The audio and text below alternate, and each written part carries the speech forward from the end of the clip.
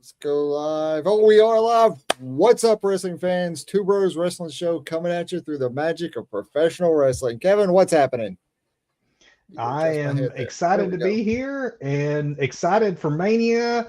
And we're going to be all Mania all the time starting next week. But this week, our main event topic, while we still have a few days left in March, we are celebrating Women's History Month by doing exactly as we had done for the men about 4 months ago. And we're doing the Mount Rushmore, this time of female professional wrestling. Yes. You will want to make sure you stick around for that and argue with us over that, because this is a very arguable topic. It is, try to narrow it down to four faces of any sort on a Mount Rushmore. So hard, but we're undertaking it because, Doug, we do not shy away from controversy here on the Two Bros Wrestling Show. We're all about the controversy.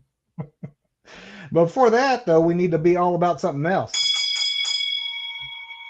News time. I'm going to hit a little bit of news. We're going to start out tonight. When WWE pivoted from Peacock to ESPN, they fragmented the WWE library to, some things moved to ESPN, other things to Netflix. Saturday night's main event, NXT, they stuck around on Peacock. But now that's just going to be Saturday night's main event on Peacock, as we learned this week that the NXT brand, the archives had been moved at a rapid clip to YouTube. Also, NXT's upcoming PLE, which is conveniently enough this Saturday, is also going to be airing live on YouTube for the first time. And it looks like that is the case for the time being, that NXT, the new home for NXT, is YouTube, which is in some ways kind of cool, because that means we all get to see the archive and the pay-per-views for free. So you'll definitely want to check that out, starting with Stand and Deliver, which is the biggest show of the year for NXT. So this is, typically Mania weekend. This year they're doing it a little different. It's coming from St. Louis, but watch it for free on Saturday night. Jeff Jarrett, the WWE Hall of Famer and current AEW Director of Business Development, is adding football to his resume. The longtime professional wrestler and promoter has joined Tennessee Titans coach Jeff Fisher as managing partner and co-owner of the Nashville Cats Arena Football One team. The Cats have been around in one form or another since 1997, but last year joined the Arena Football League in that league's inaugural season. And now I guess they're going to all get slap nuts jerseys. I don't know.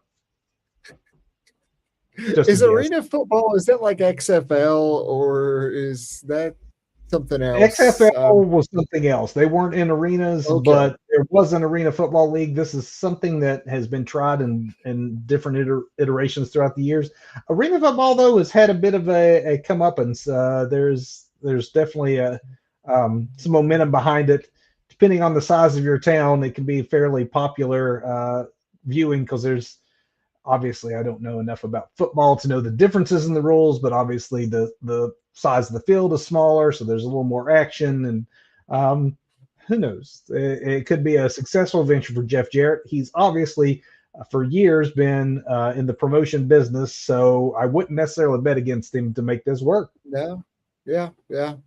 He's a hardworking man for sure. He is that. Doug, this next one is a weird story, and I like weird stories, Kevin. You will, I think, like this one. Just hang with me. But the head of a German immersion preschool in Brooklyn. So, German immersion preschool in Brooklyn. Gotcha. In Brooklyn. Okay. She was arrested on Wednesday for embezzling nearly $3 million in tuition, according to a new federal indictment. So you may be asking, gee, that's awful. The kids getting all that money taken from them, but why, oh, why are we talking about it on this show? And that's because Muriel, there is a wrestling connection. Muriel Mazazik, I'm probably mispronouncing that name. She was the director of the Kinderhaus Brooklyn, took the $3 million and allegedly spent at least $350,000 of this stolen money to see professional wrestling.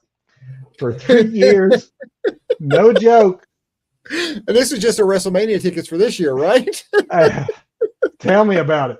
It's not far off, honestly, Doug. For 3 years, she took trips nearly every weekend to plush resorts, as well as to attend WWE PLEs, buying VIP access tickets. So the highest of the high for these events, which, of course, she, as fools do these days, documented most of this on her Instagram, according to the lawsuit filed against her by the school. Always makes the legal work so much easier when these fools document everything on the social medias. $3 million from tuition from a German immersion school, and she spends hundreds and hundreds of thousands of that just to see pro wrestling. That's interesting. Interesting. Moving back to more squarely pro wrestling, wrestling legend Jimmy Valiant is coming out of retirement for one last match. The match takes place next month at a high school in Lancaster, South Carolina for the NAWA promotion. No opponent has been named, but Valiant, who started wrestling in, wait for it, 1964. He last wrestled 5 years ago. He wants to say, though, that he wrestled in 7 decades, which would make his active career 62 years from start to finish. Valiant, who is now, again, wait for it, 83 years old. He's a WWE Hall of Famer, known more these days as a pro wrestling trainer to such stars as Hangman Adam Page and Two Bros Wrestling Show host Kevin Compton. I was going to say, don't be modest. You got to get your plug in there, man. Man, I can't say that 83 years of age is a smart thing for Jimmy to be doing, but good luck to you, Boogie Woogie. Hey, wrestlers never retire. You know better than that. Speaking of, though, Hall of Famers, congratulations to the latest 2 members of the WWE Hall of Fame class of 2026, going into the Legacy class, both of which will be done posthumously. First, we have Sid Eddie, who is better known to the wrestling world as Sid Vicious, Sid Justice, or Psycho Sid. Sid passed away from cancer in 2024 at the age of 63. Multi-time champion, both WWE and WCW, twice main evented WrestleMania, in fact. And then we also had Alan Coge, better known to wrestling fans as either Bad News Brown in WWF or in the territories Bad News Allen. Brown was an Olympic judo bronze medalist. He died of what was an apparent heart attack all the way back in 2007. Like Sid, was only 63. Bad News is known as one of those legitimate tough guys that if you had some justice you needed to deliver to the locker room, or you were worried about somebody at the bar saying something wasn't real, Bad News was the guy that you suck on. Obviously, he's a judo Olympian, so yeah, he was going to handle himself. He trained under Antonio Inoki, started in New Japan, gained prominence in Stampede Wrestling before moving to the WWF in 1988, where he won the WrestleMania 4 Battle Royal and famously feuded with Bret Hart. He never held gold in WWE, but in the territories, he had tons of titles. We'll have more on both Sid and Alan's careers, as well as induction merits for everyone that we feel is deserving or not, and highlights of their careers, and our show that we're having next week, which is the perfect segue for our last story, and that is actually just about us, because as I said, all mania all the time, so I definitely want folks to know that after tonight's show, we are spending the month of April talking about WrestleMania topics. We'll talk and recap it a little bit more at the end, but here's what we have on tap. Definitely take note, because we have some, normally if you're watching live or on YouTube on Sunday nights, because of WrestleMania and other schedules, we're going to be on different nights throughout the month of April in order to bring you all of that WrestleMania goodness you will not want to miss out starting next week. But before we get to next week, Doug, there's this week. There is this week. It's true. It's a thing. This week. This week we are talking about the Mount Rushmore of women's wrestling. Now, about 4 years ago, we did what is still the most watched version, the most watched episode we ever had. We did the we did the history of the women of pro wrestling. So the way that they were treated, the pioneers of the business, what was overcame, how it worked for years and years, way before we had divas, way before we had a women's evolution. Highly recommend, if you have not ever seen that broadcast, you go back and watch it. This broadcast, in honor of Women's History Month, we are going to do just as we had done several months back for the men, and that is put the faces on Mount Rushmore. Just like Mount Rushmore, we have 4 faces, and we are going to, just as we did for the men, if we could add a 5th, which is something always talked about by Mount Rushmore, whether or not we need to add additional presidents to that mountain. If we could add a 5th, who would it be? But before we get to 5, Doug, we have to talk about the 4. Yes, we do. Let me start by the conversation by asking you this: harder or easier? Harder, straight up harder. Okay, same. So I actually thought, this is going to be easier because there's just way more men to talk about, just because of the way women were treated and the opportunities they were denied for years. I thought there's thousands and thousands of more men who have participated in the sport of pro wrestling. It's going to make it so much easier.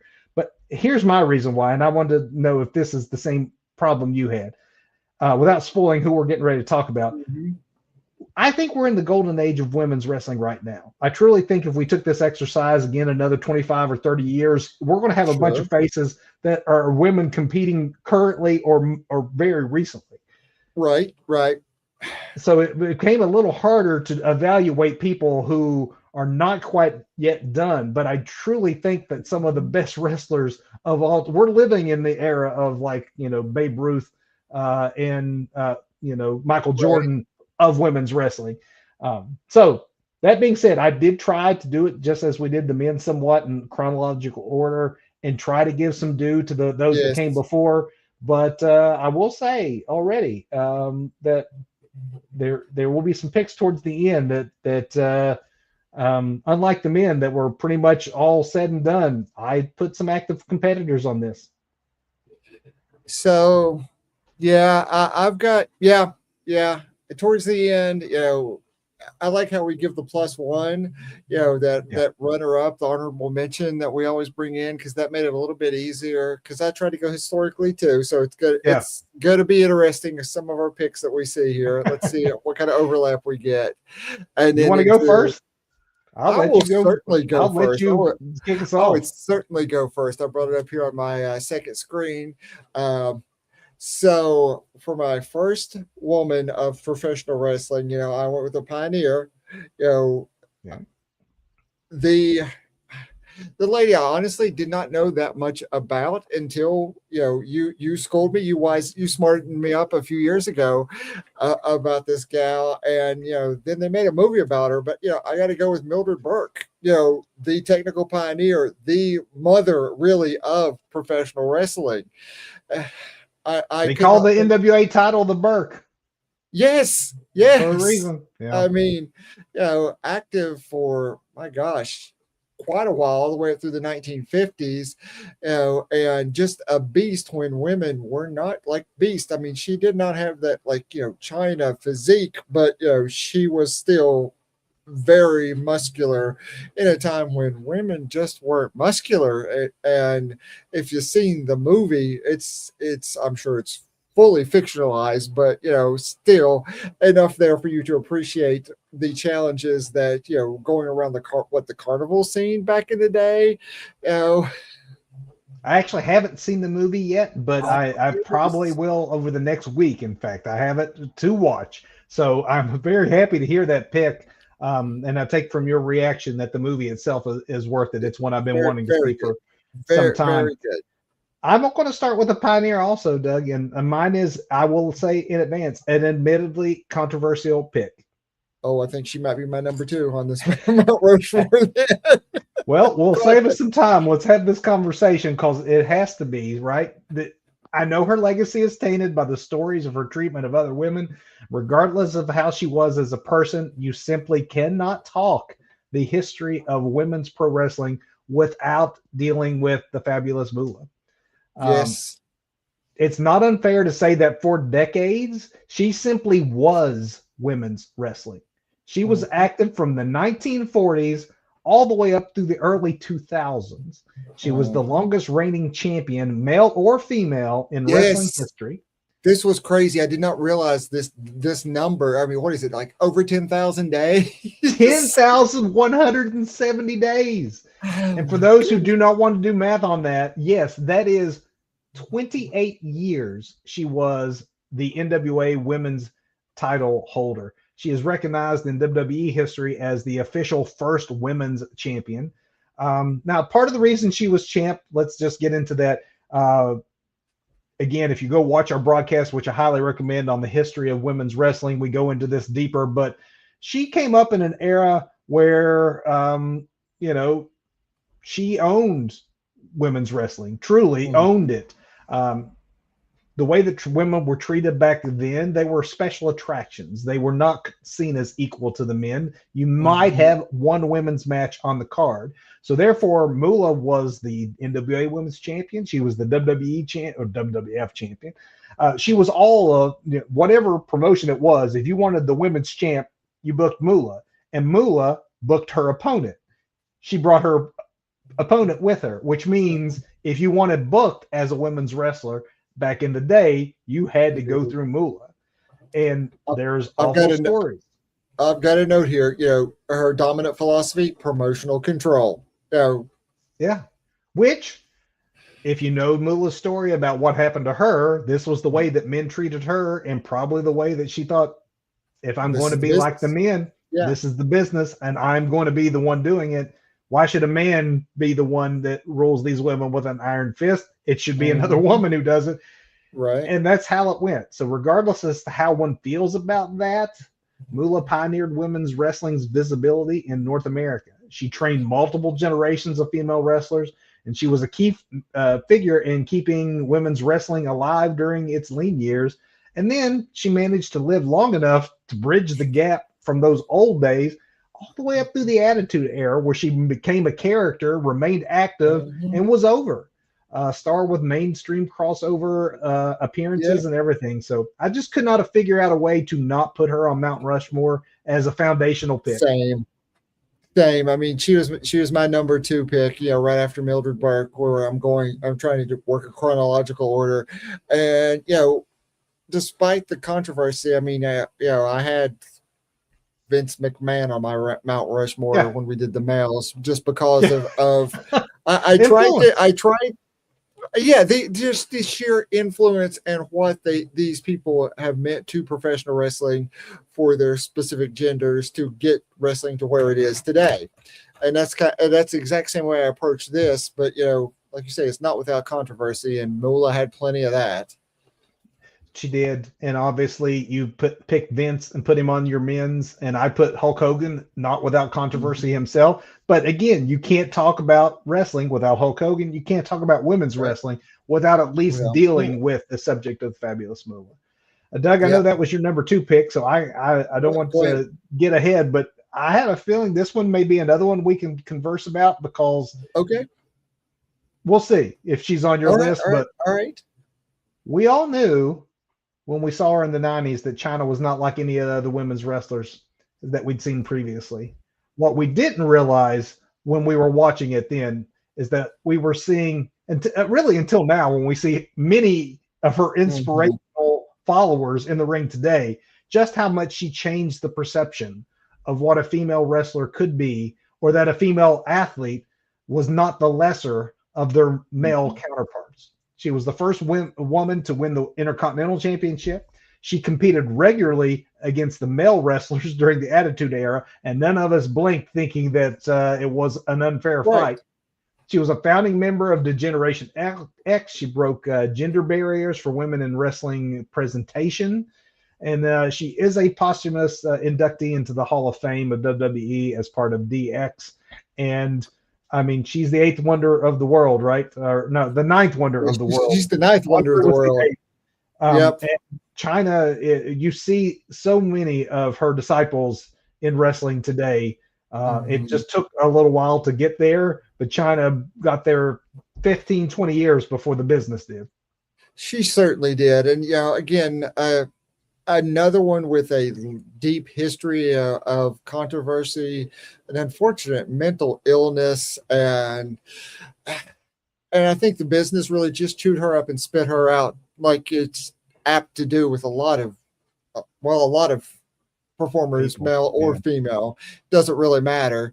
But it really got to her and just took her down some dark, dark paths, and which was incredibly unfortunate. And you can't really question the impact that China had. I have referenced China for when I'm talking about Mildred Burke, because I think Yeah. there's a definite crossover there. Because you look at Burke's pictures, girl was cut, girl was jacked, not to the extent of China, but nevertheless, she could put most men wrestling to shame, just like China. China's actually not on my list. Oh, Uh, okay, I good. That's know, I more know, women we can talk about, actually. and you know what a China mark I was back in the Yeah. day. So Yeah, no, this Mildred is, wasn't on my list, and I was glad that you mentioned her because I wanted to find a way to get her up there. So the more women we can talk about today, the better. So I'm now I mean, intrigued. We so each have two apiece. this was very difficult, through and through. Yeah, I, I, I can't contest that China belongs on a Mount Rushmore somewhere. It's yeah. with the limited spots, it just was not mine.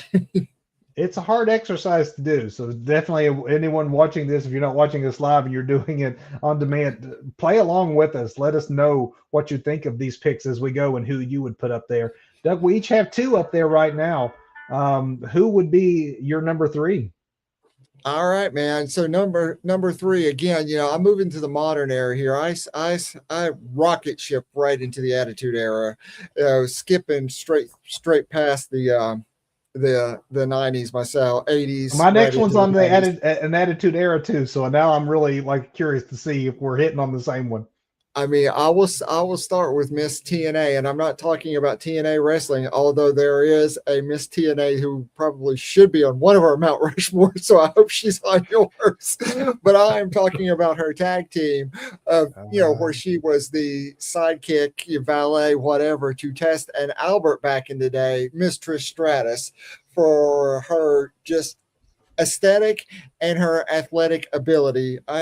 It was very hard for me to say, was it Lita or was it Yeah. Trish that was like the first real athlete, not just a diva, but a an actual athlete that could go and make the women's wrestling matches more than just bra and panties ridiculousness, and more than just like an attraction like they were treated for so very long. At the Yeah. end of the day, I went with Trish because I think Trish, to this day, just like Lita, can still bring it, but the aesthetic and the athletic ability there. Because I tried to think, dominant philosophy, dominant personality traits of these girls, and for Trish, it is aesthetic and athleticism. Those two things, just kind of ushered that in, pulled it in. So you have your AJ Lees and your all the four horsewomen of NXT that came up. It kind of starts there with Trish, at least in my eyes. So when we were doing our male Mount Rushmore, I was going back to Bruno Sammartino. You were going back to superstar Billy Graham. Like we were talking Andre the Right. Giant. Trish Stratus, I know, has been around for long enough to be in the Hall of Fame, right? But she's Mhm. still, in the grand scheme of pro wrestling, she's a relatively recent competitor, but she is an important bridge. She's my number three also. She, All yes, right. Look at she had that. the pretty face, but like This China, you yes. cannot look today and see an absence of her influence. Her descendants are everywhere. Women Everywhere. who are both attractive but can also wrestle. And Mhm. many in the Attitude Era, honestly, were just there because they were attractive. Trish had both the looks and the talent, or Mhm. the ability to turn her looks and her athletic background into wrestling talent, where she was not just there to do the bra and panty matches. She was there to be taken seriously, to get women's wrestling to be taken seriously. That's something you see a lot more today than you ever did back in Trish's day, which makes her a Absolutely. legit pioneer. She's a Mhm. 7-time WWE Women's Champion. She helped transition WWE's division from the Divas era to in-ring credibility. She delivered some of the first really widely praised women's matches in WWE. If you start talking about when women's wrestling started to be taken seriously for work rate or star ratings, Trish Stratus was in those matches. She was a Hall of Fame inductee in 2013, and Mhm. she, again, limited space when you have to limit it to four. It's so, yeah. So hard, but with So you, Trish makes that list. There's no way she cannot be up there. And you're right. yeah, She still goes. She still gets out there she can today, and it still goes.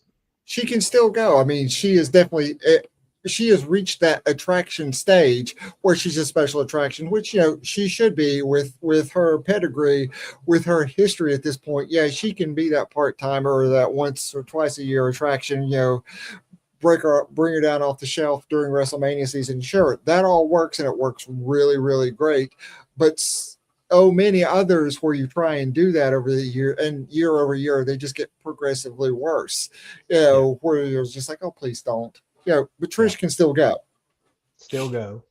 And definitely is the one that there would be no Divas evolution, as it were, if it wasn't for Trish paving that Yes, way for those ladies. absolutely.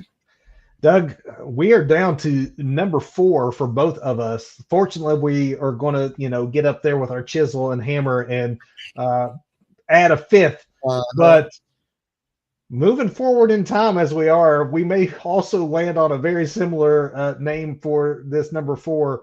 Um, you tell me. You want to take it? You want me to take it? So let me go here. Let me go here because, again, I mentioned the group that she is known for, at least to all us marks, from her days in NXT, because she came up as one of the four horsewomen.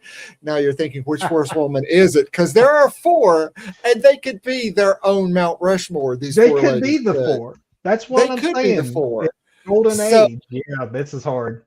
here's what I did.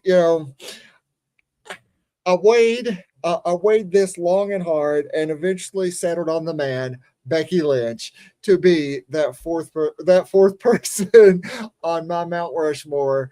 Because mainstream the revolution. Trish started it. Becky just went full force with it into WrestleMania. What was it? WrestleMania 35. She main events the first female WrestleMania match. Uh, defeats what, Rousey and Flair, becomes Becky two belts. The man comes around. The character Becky brought in like a lot of mainstream parody is what I wrote for her. That dominant philosophy, she brought that in. Now, yes, I think a defeat of Ronda Rousey, a very much household name, you Yeah, know helped push that over. But nevertheless, it was Becky who got two I belts. did it. Becky, who they said, okay, you run with this now, recognizing, okay, Rousey's a good attraction again, but you're a WWE lifer. Here you go. You've earned this. Run with it now. So before I reveal my number 4, I'm pretty sure, and correct me if I'm wrong, and you all out there correct me if we're wrong, but Doug, I don't believe either of us had an active male performer on our Mount Rushmore. Everyone that we had on our male Mount Rushmore had Yeah, had long since hung up the boots. yeah, I believe so. I too have an active competitor at my number 4. At the start, I Okay. said the reasons why I found this exercise more difficult than picking the men is because it is the golden age of women's wrestling now. That's why for my final pick, I'm doing something that we, again, did not do with the men, and that's select an active wrestler. But just like the male version of Mount Rushmore has a flair on it, so does the women's. All right. Excellent. Charlotte is the most decorated champion in women's wrestling history. She has 14 world title reigns, and she is only 39, which means she probably has more in her. Her dad had 16 total, and wrestled into his very old age. So there's no reason to think that, again, she's redefining, like most women would have been honestly kicked out of the sport before they turned in their early 30s, much less Mhm. get to late 30s like you see now. That's why we're seeing in front of our eyes women revolutionize wrestling at this moment, just showing the differences between the old days that you could even wrestle at Yep. 39 and be booked as a female. In addition to those world titles, she's also a two-time NXT champion and a two-time tag champion, the most decorated female performer of all time. When you look at the women's evolution era, she is one of the central figures. Doug called it earlier the four horsewomen of NXT that became the four horsewomen of WWE. She was part of the first WrestleMania main event for females. That was WrestleMania 35. She's renowned for her athleticism, her Mhm. match quality, big match consistency to this day. And she's frequently positioned as the standard bearer for the division. And it still somewhat centers around her when she's on her game and doing the singles thing. Right now, she's doing the same thing with the tag ranks. Charlotte Flair, a Flair on each of these Mount Rushmores just sounded right to me. I And like it. I can't go wrong with your pick either because, Doug, I'm going to go ahead and transition us into our bonus because Hey, my bonus is Becky Lynch. You've already talked, okay. Okay. Good. Good. as you saw with the men, there's just no easy way to get everyone who deserves to be on Mount Rushmore up there. So my apologies to Mildred and to and Mae Young. I mean, there's another foundational person. Mhm. I'm glad you mentioned her earlier because Trish Stratus, what would Trish be without her groundbreaking like alter ego there in Lita? But for my extra pick, I just have to go with another active wrestler and someone who I do think that when all's said and done probably will be on the main four, and that is Becky Lynch. Also, someone at the centerpiece of that women's evolution, one of the biggest stars of the modern era. That man persona gets her over. Obviously, she was part of that main event we just talked about.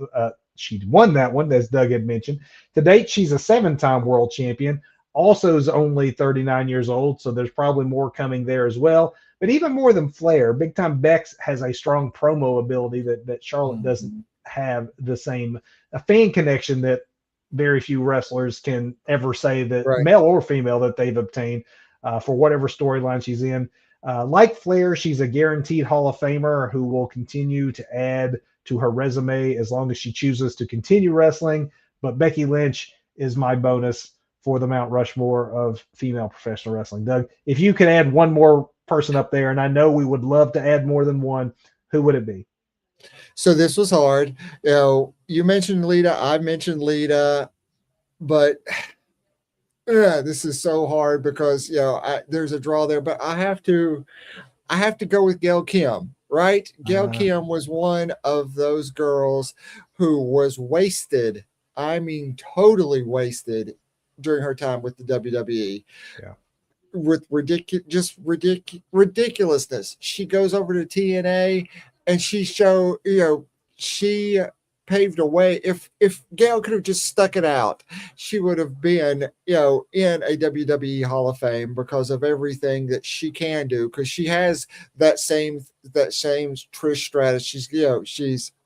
She has a great aesthetic. She has an amazing wrestling ability. She could probably still go today. I know I think she's in the TNA Hall of Fame now. she Uh, is. and even though she was recently, didn't we cover her recently being let go from TNA not too long ago? It was one of the Yes. stupidest things they could have done for their females over in TNA. But Gail is a leader and a pioneer. I think back to those early days of TNA, the stuff that she did with Awesome Kong is just mind blowing because you weren't seeing that anywhere else. I No. remember trying to convince people, it's like, no, these aren't bra and panty matches. All of these girls in TNA, yes, they have the aesthetic, but they can also go sometimes harder than the guys. So let's just call a spade here. The women that were involved in the women's evolution, Stephanie McMahon helping usher that in to make sure these women were given fair chances, all of that deserves to be applauded. But Yes. TNA did get there first. They And did. sometimes that They is did. overlooked, and you just nailed it because it was Gail Kim and Awesome Kong, and the other women that Kim and Awesome Kong were wrestling with at TNA. That was the women's evolution before there was a women's evolution in WWE. They got Yes, there first, yes, and that don't is get so credit for it. true. We could probably easily do a Mount Rushmore of females from just TNA, Yeah. especially those early years of TNA. I mean, and a lot of times it was women who were not given enough to do in WWE. Women like, Taryn Terrell, Hmm. the beautiful people weren't in Yes. WWE. Mickey James did as much in TNA as she was allowed to do in WWE. She gave us a taste of that with the Trish feud, but Yep. it was easier in some ways to go over to TNA and be treated with equity than it was to Hmm. honestly suffer with what Trish and Mickey James and Molly Holly, and there was just some Hmm. amazing wrestlers during that era that we only, like you said, wrong time, wrong place, right? If you had Right. those ladies in their prime today, just think about the combinations and the matches Yes. that they could have if they weren't being told, get out there, you got 5 minutes, and then Braun Yeah. pans or whatever, wrestling mud. Right. But yeah, Rest Gail or Kim is a great. Jello or yeah. Doug, Wasted in WWE, but it feels like we're just scratching the surface. I know that is 5 and 5, adding those bonuses up there, but there are so many women I would love to get on here. I will say one that I had a hard time leaving out because I do think, and this is, some forecasting. So when you and I are really old men, I know we're old hmm now, but when we're really old and we do this yeah, again in 20 years, I don't know that you won't see some of these picks that we had booted off as much as we want to give them credit for their pioneering spirit. And I think Rhea Ripley is somebody who's probably going oh to be in the very middle of one of the greatest, not the female performers. She's going to go down as one of the greatest yes, performers in WWE history before all is said and done. I just felt it was still a little too early in her career, agreed. even compared to Same. Charlotte and Becky, who are, maybe closer to the end of the middle Hmm. where they end up. But Rhea is still so young that I think that she may break everything we're just talking about and be the center of that Mount Rushmore 20 years from now. I think she definitely could. I mean, and I think I saw some pictures of Mildred Burke, and I was thinking, okay, Rhea does not have that China physique, but I think there are some males on the roster who would kill for that China physique right now. But Rhea and Mildred Burke have a very similar build, where they're just these incredibly muscular, very fit. You really wonder, how much of that is body fat? Is it maybe 2% if it's that much? And then you want to throw in character work, then Yes. 20 years from now, we may be also like trying to, find room to put a Tony Storm up there because who knows Uh, where she will be, how you evaluate her now at her mhm. peak. It really is going to be some retrospect to see just how many women from the era that we're in. But just look at the ones we talked about tonight that we did put on that were either current wrestlers or wrestled in the last 10 or 15 years. That was way Mhm. more than what we had with the men, and that just goes to show you that we truly are lucky right now to be living through the golden era of women's wrestling.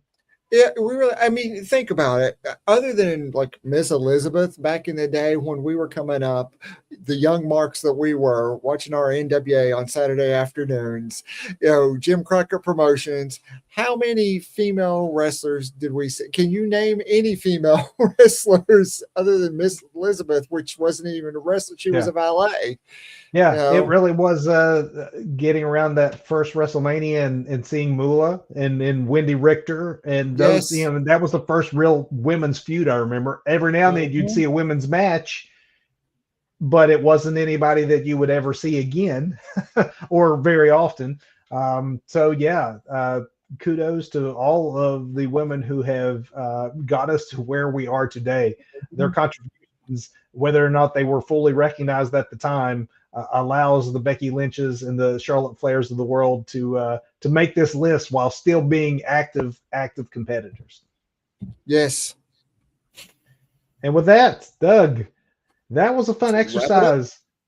Let's It was a tough make one, again. man. It was tough. and I want to challenge everyone who watches this to do the same thing. Try to get it down to just four, the best And four, give those and reasons and in a the bonus five. comments. Let us Would know. love to hear. Let us hear from you. We probably won't disagree with many of your choices. They probably were choices we struggled with, and finding room Sure. for them was the problem. So we want to hear them so that everyone gets a call out that deserves it. Definitely, Doug said it. Drop it in the comments. Right now, we're hitting Absolutely. our big finish. Let's do Doug, it. botch of Man. the week. All right, here we go with the combo platter, Kevin. Because out of my botch, which was a legitimate botch, and I can't be too harsh on it because, what's the old saying? I think Bubba Ray, Bully Ray, whatever you want to call him, it leans into this a lot and says, "Hey, this isn't ballet."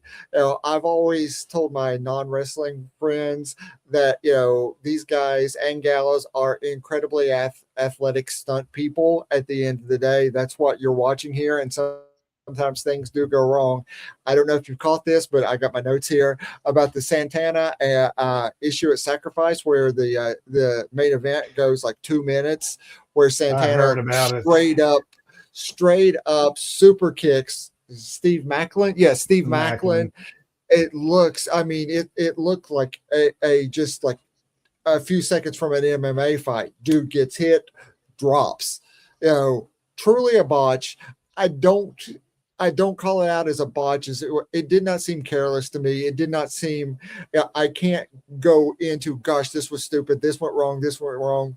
But nevertheless, it was a botch, and it is a very, very scary botch. But from that, I want to go ahead and just bookend that with my performer of the Yeah. week, which is Alice. Hold on, I got her name right here. Alice Lane, the ref, jumps in between Santana and Macklin as he's getting back, as Macklin's trying to get up, and Santana is. I don't know if Santana realized how hard he had hit him and actually like knocked him out for a few seconds. Dude could have had a concussion, but Lane's like gets in there, throws the X. Essentially she was functioning as a MMA ref at that point that was basically stopping the match without stopping the match. And that on her feet, just thinking in the minute, did what she needed to do, did what any great ref would do. So my performer, wrapping it up in a botch and a performer all there in one. I haven't seen it. I heard about it. I also heard a lot of folks backstage, despite the fact that it did not go the way that the pay per view would. I mean, of all Right. times for it to happen, your main event would be the worst time for it to happen. But everyone giving praise to her for having Yes. the sense of mind in place to protect the performer before thinking Mm-hmm. of the show must go on, which was the Right, attitude right, for right. years in wrestling, often at the detriment of the health of the people who were performing it. So I definitely agree with you. Um, my botch of the week, um, I was torn uh, between Buff Bagwell wanting to wrestle again with one leg and TNA making hobble jokes, which is just bad. But Mm-hmm. it is wrestling, and I'm sure Buff is Oh, I'm sure he signed off on it. Yeah. signed off on it, so I'm going to give a pass to that. It's not as bad as when they talk dead relatives. So if he's Mm-hmm. okay with being made fun of for his disability, then I'm not going to call that out, even if I don't enjoy it. I'm going for a more traditional, just complaint, and Mm-hmm. this is a first world problem complaint, Uh-huh. but.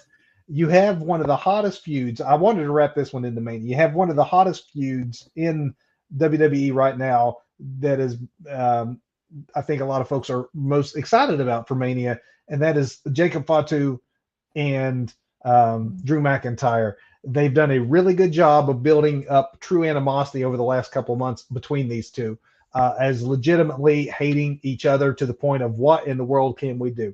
Because of that, I fully expected they were going to announce this as a Hell in a Cell stipulation for WrestleMania. I Yeah. am all for protecting those gimmick matches. I think we've done too much through the years to water down these gimmicks. Steel cage match is nothing anymore. It's just another Right. Monday night, right? But the Hell in a Cell, they've done a pretty good job of. They got away from having an annual pay per view. They haven't used it Mm-hmm. very often, and it is the one differentiator between you and AEW. let's face it. We just talked last week about Revolution. You can't out-violence AEW. You're not going to get more blood and gore than what AEW is willing to do. The one thing you do have that they don't is the gimmick of Hell in a Cell. So if you were going to pull off something, I'm sure now when it happens, I know this unsanctioned match, which is what they landed on, is going to be great. The two men involved will make sure of that. But you did have an opportunity. I mean, unsanctioned match is basically a no DQ match, which is almost a last man standing match without the 10 count or ambulance, whatever gimmick you want to put on it. It's not that very different than the normal, like whatever it is we're going to have at the next AEW pay-per-view that's going to just blow the violent part of it away. The one thing that AEW can't do is Hell in a Cell. WWE could have done it. They chose not to. I'm calling that a botch. Yeah, the problem I have with that is, when Nick Aldis is out there and he's like, we're not going to do this, we're not going to do that. There's going to be a referee, but completely unsanctioned. Yeah. I just have to laugh at that. It's like, so the ref's going to be there to count a pinfall or submission, but it's not sanctioned. We're not sanctioned. Yeah, I think it's a bit of a missed opportunity. Yeah. And my performance of the week is a little more straight up too, because I know you wrecked yours there. So I'll just say with this, and maybe this is a good wrap on our topic tonight, talking about women trailblazers. But Zarya and Sol Ruka are my joint performers of the week. We have been seeing the tear in their relationship happening for months and months and months. Obviously, earlier last month, or earlier this month, I guess. Still, it finally. The straw broke the camel's back. They have a match coming up at Stand and Deliver. But the promo that these two women were allowed to cut on one another on Tuesday, both are still young in their careers, so I just give them kudos for the execution. But the way that there wasn't the bad guy's delusional thinking that they're right, which is great. Right. I always like that too. This was two women who had points that were legitimate grievances against one another that are true in a female relationship or a male relationship. That these were when friends just come at a crossroads of having a hard time hanging together as friends any longer. And both women seemed very legitimate and they delivered it very well. I'm sure that they, hugged it out when they went backstage, but sure. It was very believable, I guess I should say. And that obviously is great news when you're trying to sell a match, is that believability. And I believe both of these women felt they were right and both made valid points as to why they felt aggrieved, and wanted to call out the work of both of them. I'm a fan of both these women. Excellent.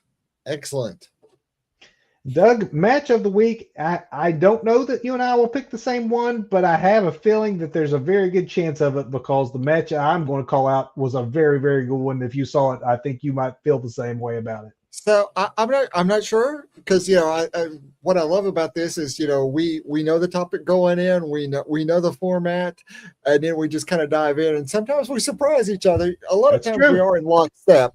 Let me just say this: there are a couple of wrestlers, especially since I'm not like a little 8-year-old kid fully marking out anymore. There are a handful of wrestlers, maybe I could count them on a hand, that legitimately terrify me. And I have to say that Rush is one of those wrestlers. I think if I were to meet him, he just strikes me as like an enforcer for the cartel, and that I've done something wrong, and I'm going to have a Colombian necktie by the time I walk away from him, or I'm escorted away from him. So when you have Rush and Darby Allin going head to head, Darby is the king of selling and, Mr. Spotfest himself. And this guy that I'm legitimately terrified of, I think it makes for a great, entertaining, although somewhat frightening match. So this week I had to go with that Rush Darby match. Doug, are you afraid that Rush is going to give you the Hearns? Maybe I might get the Hearns. Mess with the bullet cabin, you know what you're going to get. Hearns. You get the Hearns. I love that dude. That dude can go. Actually, we do have different matches this week, which is good, because I think that it is more recommendations to the folks out there for matches they need to see, although they could see it within the same promotion. Because I'm Okay. going with an AEW match, I'm going with the opening of Dynamite, and It that was was hard not Kenny to. Yeah. Omega versus Swerve Strickland. Um, I think this goes to show, though, that Tony maybe gives away too many pay-per-view quality matches on free TV. Not that we as fans don't benefit from this from time to time, but these are both pay-per-view quality matches. We definitely saw that with Swerve and Kenny Omega. This is obviously a match that would headline a pay-per-view It if totally. need be. It and it I liked that it showed that Kenny Omega is back, which is what they wanted to convey, is that the broken, Mhm. watered down version of Kenny Omega that's been struggling to regain his health is gone. And how do you do that? You put him over one of the baddest men on the roster who just won a big match at the last pay per view, and Mhm. that is give him a victory over a legitimate world title contender like Swerve Strickland. So I'm a huge Kenny Mark and I'm a huge Swerve Mark. I don't need to tell you this, or probably anybody who's watched our show for more than 10 seconds. But the problem I had with that match is the direct. I just don't like the direction that they've taken Swerve. I think that Swerve is almost like that upper mid card, like lower main event card guy now. I mean, no shame in losing to the Kenny Omega, but I just do not like the direction You of wanted to see him win? Would you would have I felt better no about the no match had no it been Swerve? no, I not it's not even who won or lost the match. It's just the direction the character of Swerve has gone in, since turning heel. I mean, a heel Swerve could be great. I don't know. It's just not my thing. And for me, when you see that Kenny does hit a one wing angel, the suspense is gone. Because when Kenny goes up for the one wing angel, Swerve fights out of it. I'm like, maybe they're going to let Swerve win because he keeps fighting out of a one wing angel. But Once he got you it, don't that was it. you don't kick out of a one wing angel. So, but I mean, absolutely a great match, absolutely a Great great match. match. But neither one of those. Well, Swerve probably should scare me, but not like Roosh does. So. Well, yeah, that's because the Hearns again. Back to the Hearns. Exactly. Exactly. As for us, we're going to be back this same time next week if you're watching us live, because as you see scrolling across the bottom of the screen, as you saw in the graphic we put up at the beginning of the show, we are all mania all the time from here on out, including some unique first-person experiences and content, some hot reactions, Yay. some previews. Again, we're on some different nights and times to get as close to the action as we possibly can. But next week we're on at a regular time where we're going to be looking and breaking down the WWE class of 2026, the Hall of Famers, the merits, our memories. We want you to come and share your memories and Yes. what you think of this year's selection. So be sure to join us for that. It'll be fun. Yes, it will. So until then, go watch some wrestling. Say hi. Thanks, Say bye, everybody. Oreo. Say bye, Bye, Oreo. Oreo. Oreo's back next week. Oreo.